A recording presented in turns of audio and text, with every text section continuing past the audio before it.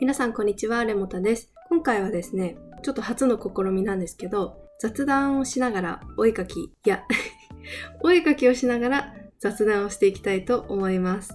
今回は、IBIS Paint の方、画面録画をしながら、描きながらいろいろポンポンと思い浮かんだことをダラダラと話していく動画になっております。ちょっとね、描きながら話すのすごく苦手意識がございまして、本当にダラダラした動画になってしまうと思うんですけど、もしよかったら聞いてってください。それでは楽しく見ていきましょう。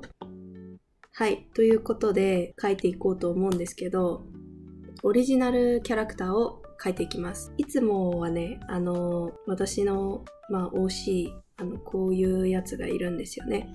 三つ編みのこういうのがいるんですけど、こっちをよく描くことが多いので、この過去に描いたイラストでもあるような、こういうのがいます。ちょっと肌が赤い子なんですけど、その子を描いていきたいと思います。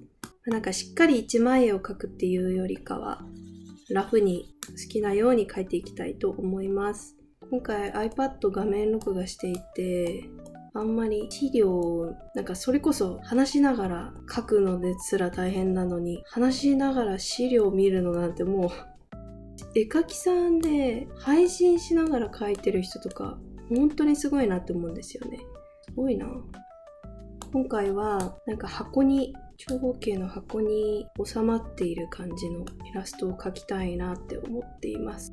顔が下とか上とか横を向いてて、この髪がこう下に降りてきて顔にかかる感じわかりますか？これがね、すごく好きです。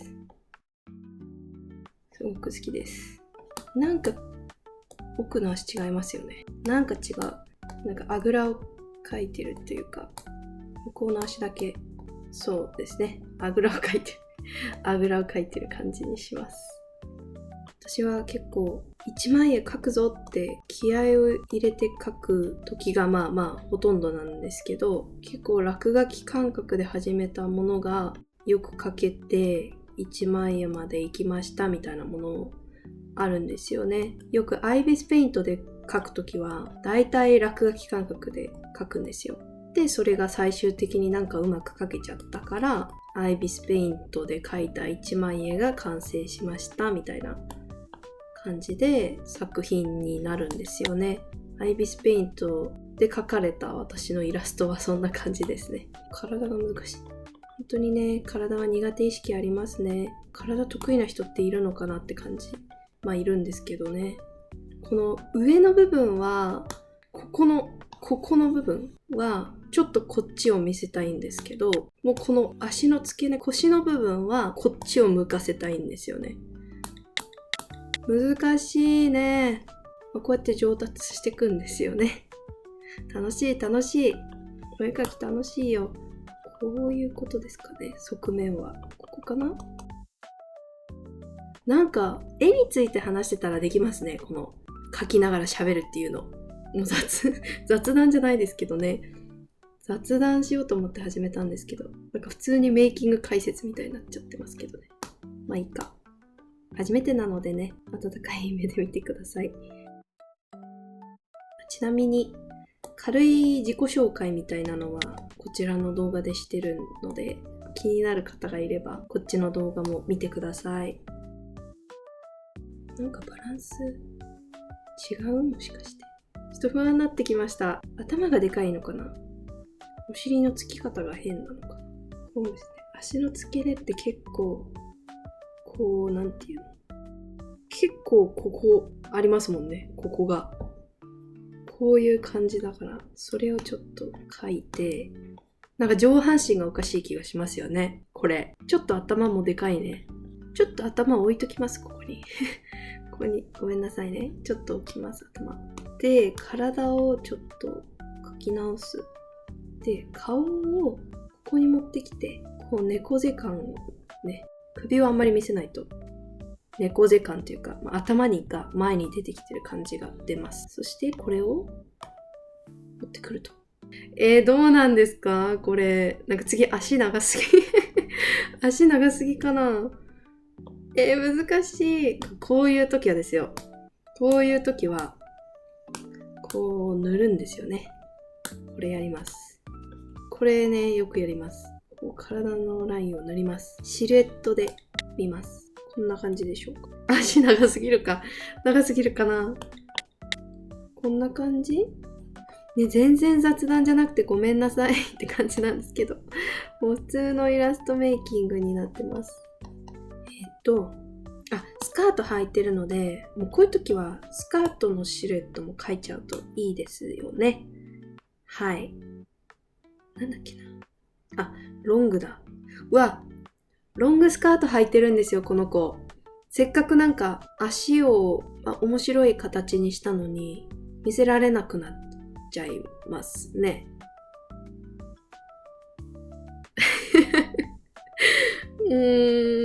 なんか違う気がするけど、まくっちゃいますかね。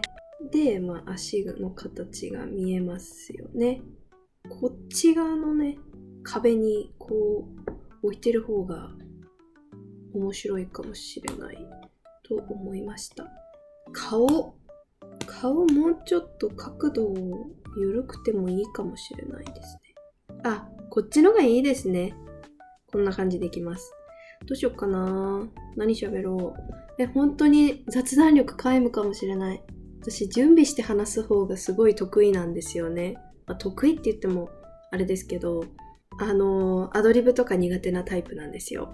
なんかどうですか？皆さんどうですか？学校の宿題とかで言うと、コツコツ型でした。終わらせられるんなら早く終わらせちゃいたいなみたいなのも思う人だったので、ギリギリで終わらないような予定を立ててやってましたね。皆さんどっちですか？結構なんかでもこういう話すると、やっぱギリギリまでやりませんでしたとか、むしろやってかなかったとか、そういう人の話の方がすごいなんか記憶に残るイメージがあるんですけど、計画立ててやってましたみたいな人ってあんまいなくないですか？こういう話すると。仲間が欲しいですね。計画立てるの好きな人。好きっていうか、ないとやっていけない。ないとやっていけないですな。結構いい感じじゃないですか？可愛いかもしれない。なんか即興にしては結構いいイラストが描ける気がする。なんかごめんなさいね。なんかいいばっかり、なんか自分のイラストいいみたいなことを言ってしまってますが、決してそういうマウントを取りたいとか、自意識過剰とか、なんかそういう風には捉えないでいただけたら嬉しいです。こんなもんじゃないですか？結構皆さん。みんなそうだよね。よし、そういうことにしましょう。靴下とか、青色のこのピンも青なんですけど、それがね、ポイントです。いい感じかもしれない。かわいいかも。ほんと緩くてごめんなさいって感じです。ほんと何回でも謝ります。ゆるいです。どうだろう。じゃあこれからなんかどういう動画出していきたいとか話していいですか？なんか、イラストレーターって言っちゃえばイラストレーターなんですけど、なんか全然プロでも何でもないので、ただ絵を描くのが好きな人っていう感じではあるんですけど、でもまず一番最初上達するのがすごい好きなんですよ。めちゃくちゃ楽しいなと思ってるんですよね、それが。で、同じようにお絵描きに夢中になる人たちがもうのびのびとお絵描きに没頭して、で成長して達成感を味わって、でもう最高みたいな、そういう気持ちを共有したいというか、そういうお手伝いをしたいんですよ。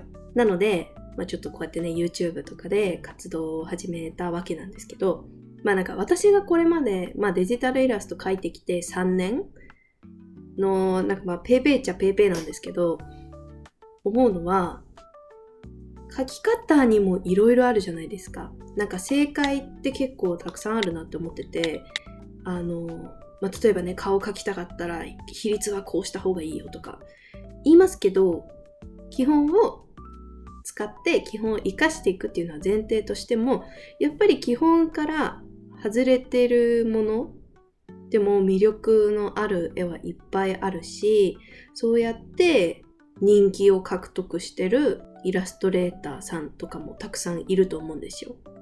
自分でイラスト描いてきた、その過程で必ずしもなんかたった一つの正解はないなとは思うんですよね。皆さんもね、わかると思うんですけど、書き方とかって。だから、いろんな書き方を知っていって、そこからさらに選んでいって、組み合わせていって、自分の中からも出していって、付け加えて、みたいな感じで、自分のイラストって確立していくと思うんですよ。もし、スタイルとかをね、決めたい方は。そうじゃなくても、自分がうまいと思う基準っていうのも、人それぞれ違ってくるし、変わってくるものだと思うんですよね。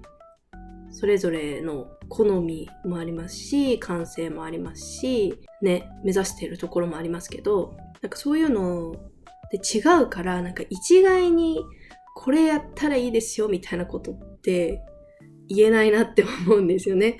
私も YouTube でなんか発信していきたいけど、ね、だからあくまでも本当に私の好きな書き方みたいな、私がいいと思う書き方はこれですよみたいな感じで提示していきたいなって思うんですよね。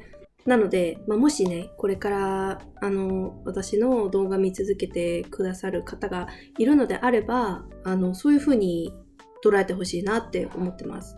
レモタはこういうのが好きなんだな、こういう方向性で上達していきたいんだな、してきたんだなみたいな感じで捉えてもらえたら嬉しいなって思ってます。で、こういうこと話してると全く進まないんですよ。もう本当に書きながら話すって大変ですね。背景とかって本当悩むんですよね。なんかちゃんと一枚絵描くときは最初から背景はこれで、ここに人物を置いてみたいな感じで、一枚全体として考えてから描き始めるのでいいんですけど、こうやってね、落書き描くと大変ですね。楽しいんですけどね。なんかあえて影のないイラストとか描いてみたいかもしれないですね。アニメじゃないけど。そう。私ね、ちょっとなんかアニメーションもやってみたくなっちゃったんですよ、最近。なんかアニメっぽいものにしていこうかな。そうなんですよ。アニメーションできた方がちょっと表現の幅も広がるじゃないですか。それですごいね、興味があります。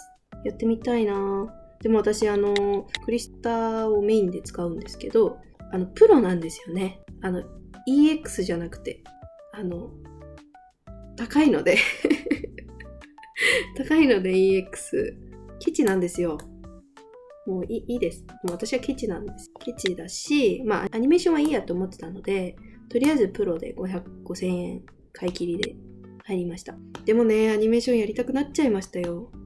焦ってやりたくはないので、すっごく先になったりするかもしれないですけど、なんかいいお知らせができるように待ってていただきたいですという感じで。なんか線画をしっかり描くのちょっと苦手なんですよね。苦手なんですっていうか、普通に技術不足というかなんか線画がしっかり描ける人って物の形のその解像度が高いと思うんですよね。その理解してる。だから線がちゃんと描けるんだなと思っていて、アニメやるんだったらそこ結構気をつけないといけないところですね。頑張っていかないといけない。これね、服のシワとかもかなり苦手です。適当です。結構。ごめんなさいね。上達コンテンツとか言っといて。でも、すべては見た感じが良ければいいわけですから。不完全なものこそ美しい。はい。それです。そうですよね。ちょっとずれてる感じとか十分素敵ですよ。十分じゃない。もう本当に素敵です。はい。いい感じじゃないですか。一応靴下なので、靴は履いてないんですよ。なんか形は気をつけたいですよね。土踏まず。ちなみに私はですね、なんか扁平足気味なんですよ、多分。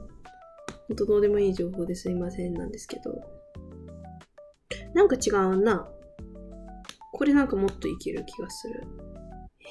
こっから行って、この足のこっちが違うのかな。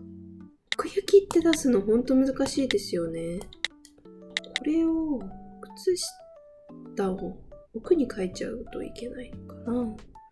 とりあえずこんな感じですかね。おー、いい感じ。おー、いい感じですね。珍しく。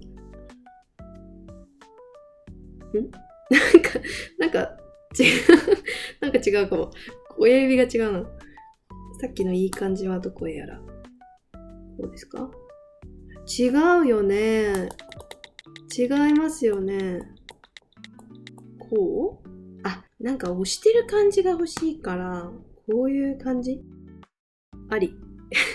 ありかな。よし。で、次は反対の手。こうやって四角を描きまして、で、顔はちょっと新しいレイヤーを作るんですよ。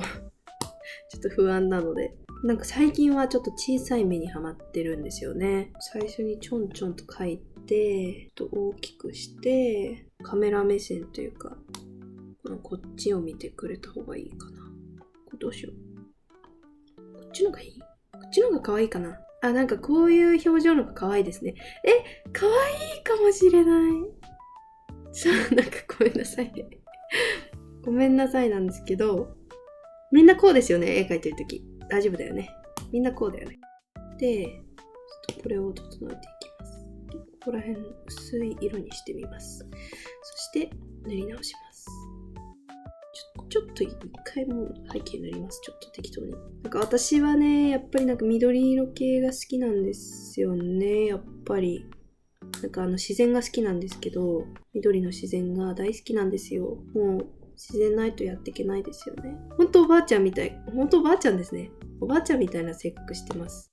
自然はいいわよっていう感じですね。そう、イラストもね、最近は自分の世界観というか自分のスタイルを確立していきたいなって最近は思っていて描いてるんですけど、そこでやっぱり緑は欠かせないなって思ってますね、最近は。健康関連で関わってくる話なんですけど、なんかメンタルヘルスも私結構大事にしてて、疲れを溜め込みやすかったり、なんか緊張しやすかったりするので、そういうことについて知るの好きだったり、調べたりとか行動に移しているっていう、意欲があるんですけど、それ関連で知ったことが、自然の中って落ち着くんですよ、人間って。なんか本能的に。でもそれって緑色見てるだけでもそうらしいんですよね。もう人工の緑でもいいみたいで。部屋に観葉植物とか置くのも十分いいんですけど、十分いいっていうかまあ一番いいんですけど、人工の観葉植物でもなんか十分そのリラックス効果みたいなのがあるらしいです。っていうのを聞いてちょっとかなりびっくりしました。私は本物の自然のが好きですけど。でもだから緑色見てるだけでリラックスできるんだと思ったら、ちょっとなんかよりね、私のイラスト見てなんか心安らぐ人がね、いたらすごい嬉しいなと思って、すごいより一層ね、なんか緑描きたいなって思っちゃってますね、最近。なんかこうやって一人でなんか話しながら描くのいいですね。なんかストレス発散かもしれない。ちょっと新たな気づき。ちょっとなんか、いいかもってもういい加減にしろよって感じですよね。ごめんなさい。いい加減にします。すいません。考えます。なんか最近このなんかバチッとした感じとか、なんかこういうモチーフにハマっているんですけど、皆さんは創作とかって得意ですか？一次創作。私は本当に信じられないくらい苦手意識があったんですよ。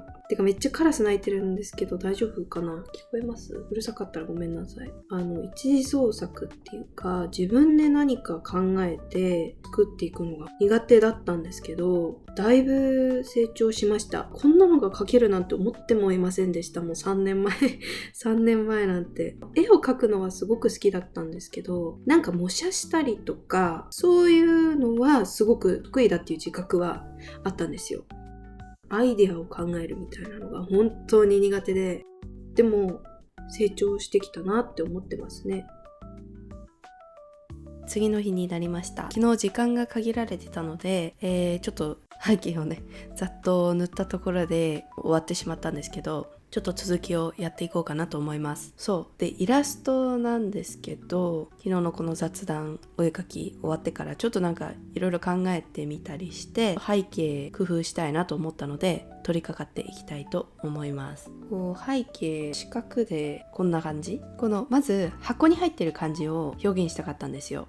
で箱をじゃあ書いてその中にいる様子を書こうかなとも思ったんですけど、透明の箱書くの難しそうなので資料とかなんかちゃんと見ないと書けなさそうなので、箱は書きたくなかったんですよ。で、じゃあどうやって箱を書かずに箱を表現できるかなってなったら、長方形のキャンバスを活かしたいと思ったんですね。で、すでに今長方形のキャンバス箱っぽいかなと思うんですけど、内側にちょっと小さくした長方形を描くことで、箱ではないんですけど、その長方形感っていうのが際立ちますよね。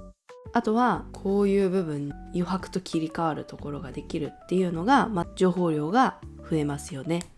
あとは、ここをね余白っていうか元々の白いキャンバス残すことによってコラージュ感が出ます。ということで決してサボりたくて箱を描かないわけではなくて、戦略的に箱を描きません。はい、そういうことです。ということでこれは後で整えていこうかなと思うんですけど、なんとなく鼻詰まってる感じがするんですけど、私この間まで風邪をひいててすごい鼻声だったんですけど、もう治ってるはずなんですよね。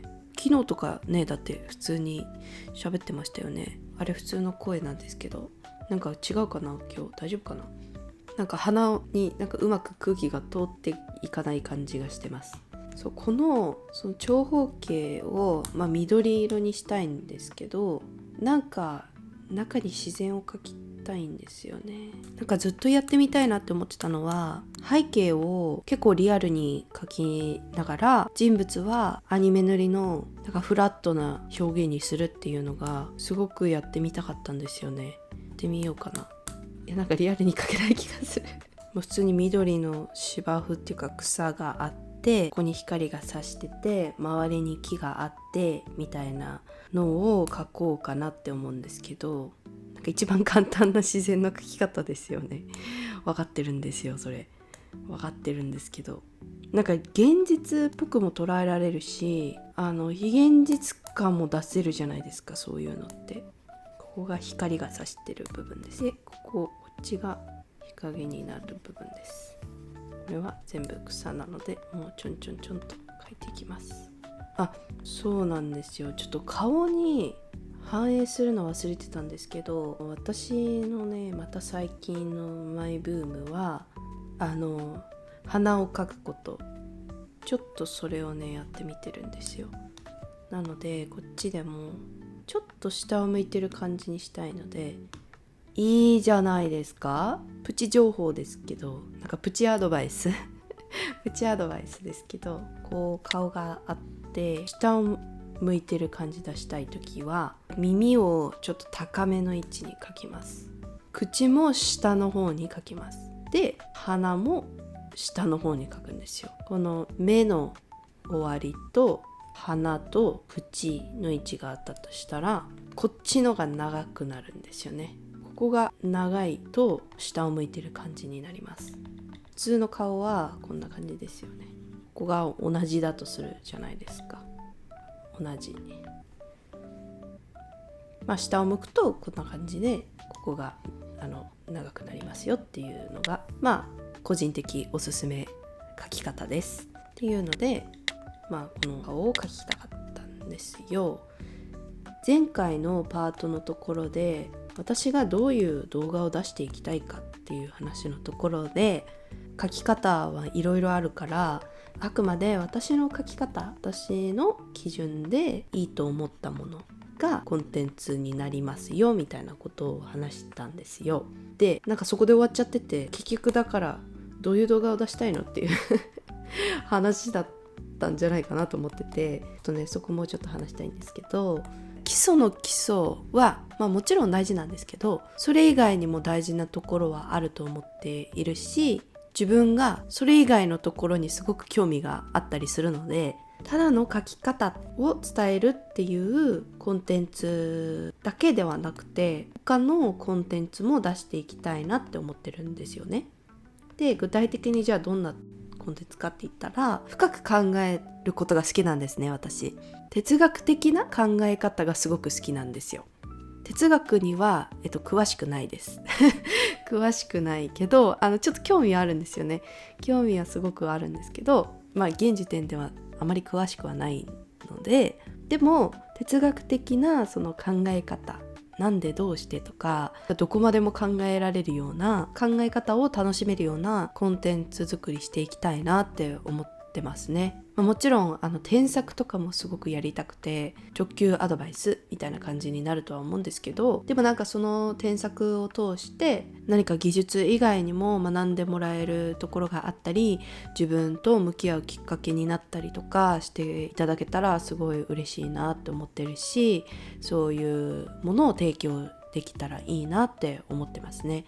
なのでもう手っ取り早くとりあえず情報が欲しいから早く教えてくれみたいな方は私の動画見てたらもどかしく感じちゃうかもしれないです。そういう方に向けてもうバーンと直球に伝えた動画とかも出していけたらいいなと思うし、作りたくないわけじゃないのでいろいろ考えていこうかなとは思ってるんですけど、でも基本的に私の好みとかも踏まえて動画を作っていくと、そういうゆっくりと書きながら自分を探求していくようなそういう動画になっていくと思いますっていうのをね伝えたかったんですよなんであそこで終わったんだろうって感じなんですけど、でそうやってね書いてる間全く進まないんですよ。こんな感じで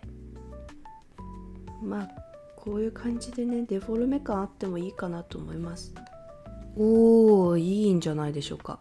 奥に困った時はとりあえずガサガサしたブラシを取ってきて大きさを大きくしてガサガサっと塗ればごまかしてます。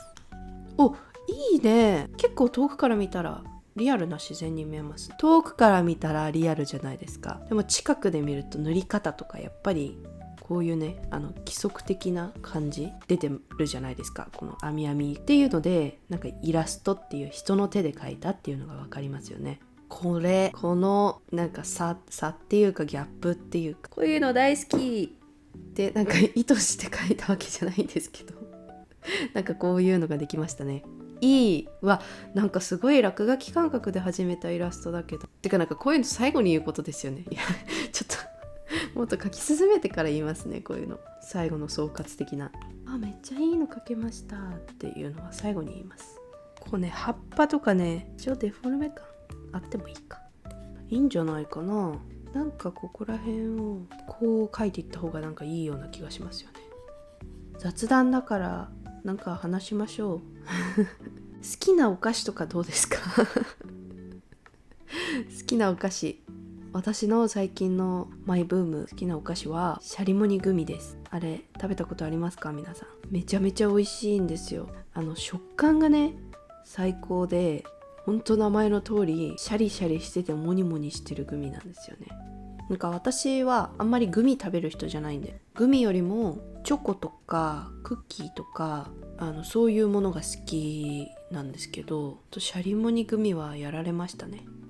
食欲ってどうされてますか皆さん本当食欲もあるし、結構食に対する意地もある方かなって思うんですよね。例えばお皿にたくさん盛ってあってシェアするっていうか、自分の食べたい分だけ取ってっていうのあるじゃないですか。その大人数で食べるとき、数人とかでもそうですけど、そういうのってもう最初に自分の分取っておかないと安心できない安心できなくて、自分の分が少なくなっちゃうのがすごく怖いんですよね。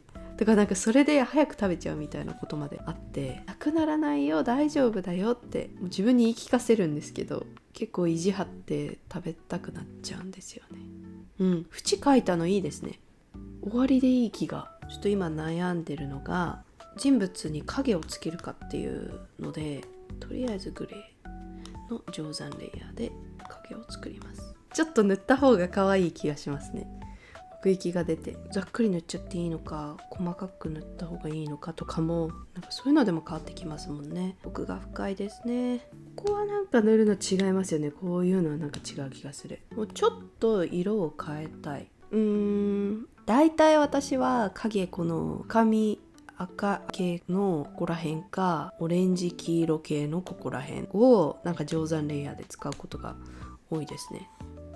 やばいやってしまった。待って、でもそれもいいなどうしよう。どうしよう。これもいいし、色上手でこうやってしまうのもいいですね。これは濃すぎるけど、うわーいいな。これもね、コントラストが下がる感じってますよね。ここの白とここの白が全く一緒じゃないですか。だからなんか違いができた方が面白いですよね。なんかそっちのが人物が分かりやすくなる。で問題はこの影なくても可愛いんですよね。なんかない方が好きかもしれない。はい、あれから日にちを置いてただいま別日でございます。少し書き直したいところがあったんですけど、しっかりと時間が取れなかったので、メイキングを早送りしながらこのようにちょっとアフレコをする形で最後書いていきたいと思います。直したいと思ったところなんですけど、主に人物の顔と線画、あと少しだけ色の調節です。最近少し丸みのある顎のラインだったり、比較的小さめな目の人物を描くことに興味が湧いていて、ちょっとハマっています。他のイラストもそのように描いているので、私の作品に統一感が出るように、それに合わせてこちらのイラストも修正してみています。絵柄っていうのは昔に比べればだいぶ固まってきたっていうか、自分の表現するべき方向性が分かってきてはいるんですけど、正直まだ模索中ではあります。もちろん自分の深い部分、自分だからこそ表現できる絵っていうものを描きたいし、そして、特に最近はそれにプラスして多くの人が共感できるような絵にもしていきたいなって最近は思っているんですね。なのでそこを模索していくための一つのチャレンジとして、最近このような雰囲気の絵を描いています。本当に最近なんですけどね、ここ1ヶ月くらいちょっと興味を持ち始めたスタイルというか雰囲気がこんな感じです。もし絵柄について悩んでる人がいれば、ぜひこの動画を見ていただけたら何かヒントが得られる人はいるんじゃないかなって思っているので、もし興味あったらぜひ見てみてください。この動画では自分の内面だったり深い部分だったりを絵柄として反映して表現するといいですよっていうことを言っています。具体的にじゃあ何をどうすればいいのっていう方法まで説明しているので、自分で言うのもちょっと恥ずかしいんですけど、すごくためになる動画になってると思います。結構私はこの考えをすごく推したいというか広めたいですね。でも一つ、ちょっと注意していただきたいこととして、ここで説明しているのはその 100% 自分の描きたいものを自分の描きたいように描くっていうための絵柄の決め方になるので、お仕事としてやっていくとか、どのような表現が、社会に求められるか、世の中に求められるかっていうところはまた別の視点が必要になってくるとは思います。でも、自分の絵の強みを探す、今後生かしていきたいっていう意味ではすごく考えを深められる動画になっているので、ぜひ参考にしてもらえたらとても嬉しいです。ということで、これまで雑談をしながらイラストを描いてきました。いかがだったでしょうか？本当にかなりゆるい動画になったと思いますね。こんなにダラダラした動画でも最後まで見てくださった方にはもう本当に頭が上がりません。そこのあなた、本当にありがとうございます。たまにはね、ゆるさも必要ということで、もしかしたらこういう動画もね撮っていくかもしれません。今後そういう動画が出た時にはまた温かく見てくださると嬉しいです。とても私は動画内でも言っていたように、メイキングや描き方などはもちろんなんですけど、お絵描きについて考えを深められるような動画も投稿していきたいなと思っているので、興味があるよっていう方、ぜひチャンネル登録と高評価よろしくお願いいたします。実はもうすぐでチャンネル登録者数が1万人に到達するので、ぜひポチッと押していただけたらとても励みになります。また主にやっている SNS は X と Instagram の方になるので、そちらのフォローもぜひよろしくお願いします。それではまた次の動画でお会いしましょう。バイバーイ。